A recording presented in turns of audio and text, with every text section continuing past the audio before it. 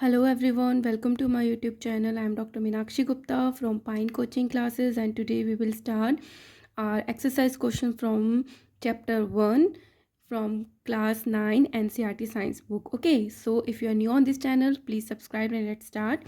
तो first question है, convert the following temperature to the Celsius scale.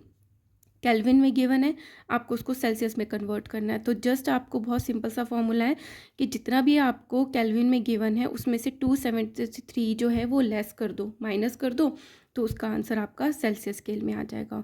तो first में क्या गिवन है, 293 केल्विन गिवन है, उसमें 273 सब्ट्रैक्ट कर दो, 20 आंसर आ गया। तो 20 डिग्री सेल्सियस कन्वर्ट हो गया। नेक्स्ट में है 470 डिग्री केल्विन है, उसमें से 273 माइनस कर दिया, तो जब माइनस करोगे तो आंसर आएगा 197 degree Celsius.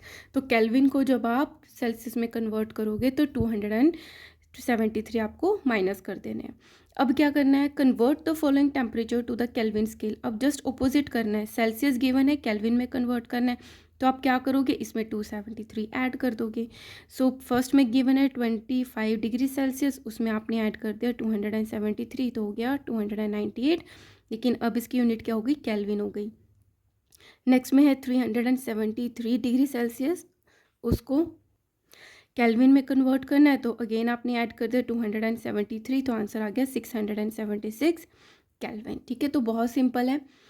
Now third question is give reasons for the following observations. तो कुछ ऑब्जर्वेशन है, आपको उसके रीजंस देने हैं। तो फर्स्ट ऑब्जर्वेशन क्या है, naphthalene balls disappear with time without leaving any solid. तो आपकी मम्मा सर्दियों में क्या है, नेफ्थलीन बॉल्स जो है वो सर्दियों के कपड़ों में डाल के रखती हैं, लेकिन जब आप नेक्स्ट टाइम खोलोगे उसको या बीच में कभी खोलते हो तो वो थोड़ी सी छोटी हो जाती हैं, या लंबे टाइम तक खोलते हो तो वो डिसअपियर हो जाते हैं, गायब हो जाते हैं। तो ऐसा क्यों होता है, the naphthalene ball disappear with time without leaving any solid.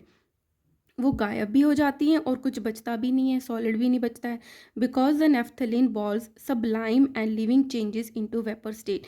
क्योंकि इसमें सब्लिमेशन होता है कि डायरेक्टली जो सॉलिड है वो वेपर में कन्वर्ट हो जाता है, या फिर ऐसा समझ सकते हो गैस में कन्वर्ट हो जाता है विदाउट लिविंग एनी सॉलिड, और कोई सॉलिड भी नहीं बचता है। तो इसमें क्या होता है, नेफ्थलीन बॉल में सब्लिमेशन होता है और जिससे कोई सॉलिड नहीं बचता है, लेकिन डायरेक्टली वो किस में कन्वर्ट हो जाता है, वेपर स्टेट में कन्वर्ट हो जाता है। ओके, ना बी है, we can get the smell of perfume sitting several metres away.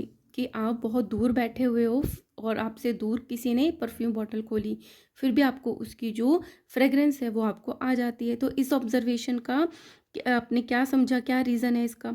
So we can get the smell of perfume sitting several metres away because the perfume contain volatile solvent. Volatile होता है जो उड़ जाता है हवा में, है ना, उसको बोलते हैं volatile solvent, and diffuse faster and can reach people sitting several metres away. तो क्या है, एक तो ये वॉलेटाइल है कि हवा में फैल जाता है, और डिफ्यूज़ भी हो जाता है जल्दी जल्दी, जिसकी वजह से इसकी जो फ्रेगरेंस है वो दूर बैठे लोगों को भी आ जाती है। ठीक है, so this is about question number 3। Fourth question में क्या कह रहे हैं, ना फोर्थ क्वेश्चन में है, arrange the following substances in increasing order of forces of attraction between the particles water, sugar and oxygen. तो आपको पता होगा कि जिसमें ज़्यादा फोर्स ऑफ अट्रैक्शन होता है उतना ही वो सॉलिड की तरफ जाता है, जितना कम होगा वो क्या होगा, लिक्विड होगा। सबसे कम जिसमें फोर्स ऑफ अट्रैक्शन होगा वो क्या होगा, गैस होगा। तो इसमें वाटर क्या है, लिक्विड है, शुगर क्या है, सॉलिड है, ऑक्सीजन है, गैस। तो क्या करना है आपको, arrange the following substance in the increasing order of forces of attraction, बढ़ते हुए अट्रैक्शन में दिखना है। तो सबसे ज़्यादा, सबसे कम किस में है, ऑक्सीजन में, ये गैस है, उससे ज़्यादा है वाटर में, ये लिक्विड है, और सबसे ज़्यादा होती है सॉलिड में जो कि है शुगर। ठीक है, now what is the physical state of water at. अब आपको कुछ टेम्परेचर गिवन है और उसमें आपको बताना है कि इन टेम्परेचर पे जो वाटर है उसकी फिजिकल स्टेट क्या होगी। तो 25 डिग्री सेल्सियस पे ये तो रूम टेम्परेचर हो गया लगभग, तो ये लिक्विड ही होगा पानी।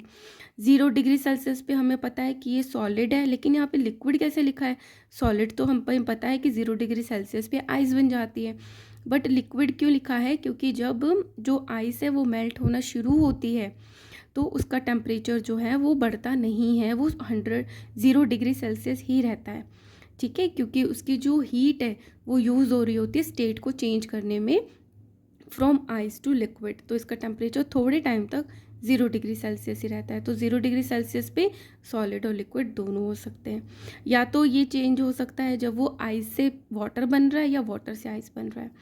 100 डिग्री सेल्सियस पे भी दोनों चीज़ें हो सकती हैं। या तो अभी बॉयल होना शुरू हुआ है तो उस लिक्विड का पानी, अभी पानी ही है तो भी वो 100 डिग्री सेल्सियस है, लेकिन अभी उसने गैस में कन्वर्ट होना शुरू किया है, वाटर वेपर, तो भी उसका टेम्परेचर 100 डिग्री सेल्सियस हो सकता है।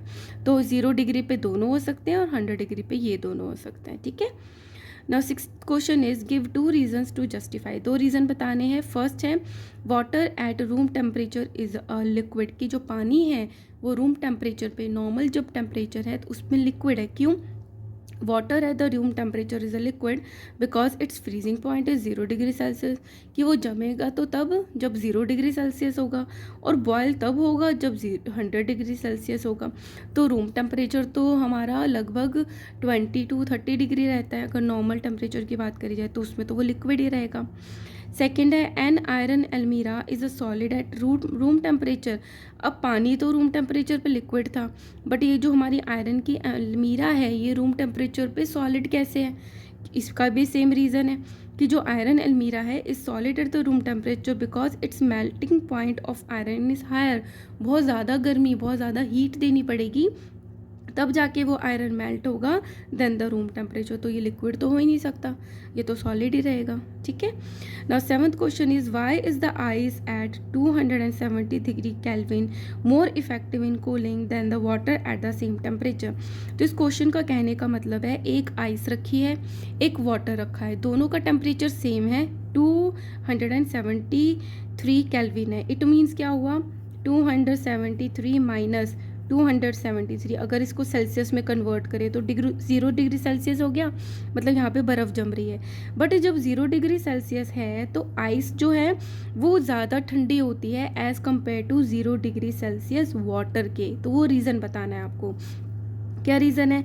Ice at the 273 kelvin will absorb heat energy और latent heat from the medium to overcome the fusion to become the water. अब क्या है, जो वाटर है, वाटर से आइस कैसे बनती है? एक तो जब वो 0 डिग्री सेल्सियस उसका टेम्परेचर आ जाता है, एक तो तब, और क्या होता है उसके साथ में कि वो जो पानी के अंदर हीट जो है वो छुपी हुई है, लेटेंट हीट जो है उसको भी एब्जॉर्ब कर लेता है, तो वो और ज़्यादा ठंडी होगी। अगेन रीड करती हूँ। Ice at the 273 kelvin will absorb heat energy और the latent heat from the medium to overcome the fusion to become water. ठीक है। hence the cooling effect of ice too is more than the water at same temperature because water does not absorb this extra heat from the medium. अब जब ice से पानी बन रहा था तो आइस ने जो उस बर्तन के या उस एटमॉस्फेयर की जो हीट है उसको भी एब्जॉर्ब करा है, इसलिए पानी का जो इफेक्टिवनेस है 0 डिग्री सेल्सियस से और 0 डिग्री जो आइस है कंपैरिजन में उसका कूलिंग इफेक्ट वाटर का कम होता है। ठीक है ना। 8th question is what produces more severe burn.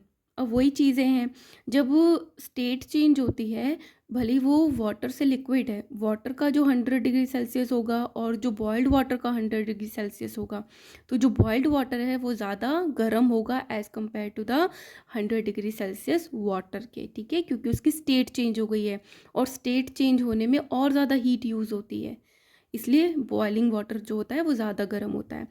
So what produces more severe burn, कौन ज़्यादा सीवियर बर्न जलन प्रोड्यूस करेगा, बॉइलिंग वाटर और स्टीम? सो ये स्टीम और इसकी बात है। So steam at the 100 degree Celsius will produce more severe burn, कि ये तो अभी पानी से स्टीम बन चुकी है तो वो ज़्यादा सीवियर बर्न प्रोड्यूस करेगी as extra heat is hidden in it, क्योंकि उसने एब्जॉर्ब किया हीट को तभी उसकी स्टेट चेंज हुई है, called the latent heat, whereas the boiling water does not have this hidden heat. जबकि जो बॉइलिंग वाटर है उसमें तो वो हिडन हीट थी नहीं जो उसने एब्जॉर्ब करी है। ठीक है। 9th question is name A, B, C, D, E and F in the following diagram showing change in its state। तो अब क्या हो रहा है, स्टेट चेंज होने पे आपको इनका नाम देना है कि ये कौन सा प्रोसेस है। तो फर्स्ट है जब सॉलिड जो है वो कन्वर्ट हो रहा है लिक्विड में। सो ये सॉलिड कन्वर्ट हो रहा है लिक्विड में, इसको बोल देते हैं हम लिक्विफेक्शन, कि वो लिक्विड बन रहा है। या आइस जो है अगर वो वाटर बन रही है, मेल्टिंग भी बोल सकते हैं किसी चीज़ का, सॉलिड से लिक्विड में कन्वर्ट होने को मेल्टिंग भी बोल देते हैं, या हम बोल देते हैं उसको फ्यूजन। तो ये 3 नाम है इसके जब सॉलिड लिक्विड में कन्वर्ट होता है। फिर बी क्या गिवन है, जब लिक्विड जो है वो गैस बनती है तो क्या बोल सकते हैं उसको, वेपोराइजेशन या इवेपोरेशन। तो ये 2 नाम है इसके। फिर अगर गैस जो है वो लिक्विड बन रही है, तो गैस जब लिक्विड बनती है तो उसको बोलते हैं कंडेंसिएशन, कि वो कंडेंस हो रही है, गैस ठंडी हो रही है, पास आ रही है। फिर जब लिक्विड जो है वो सॉलिड बनती है तो उसको बोलते हैं डीसॉलिडिफिकेशन, कि लिक्विड का सॉलिडिफिकेशन हो रहा है। फिर ई जो है, ई है कि जब सॉलिड जो है डायरेक्टली गैस में कन्वर्ट हो रहा है उसको बोल देते हैं हम सब्लिमेशन, राइट। तो उसको बोल देते हैं हमने सब्लिमेशन। अब अगर गैस जो है वो कन्वर्ट हो रही है सॉलिड में, तो जब गैस सॉलिड में कन्वर्ट हो रही है तो गैस इसमें क्या हो रहा है, डिपॉजिट हो रहा है, तो इसको बोल देते हैं डिपोजिशन, डिपोजिशन। ठीक है, सो ये सारे हो गए A to F।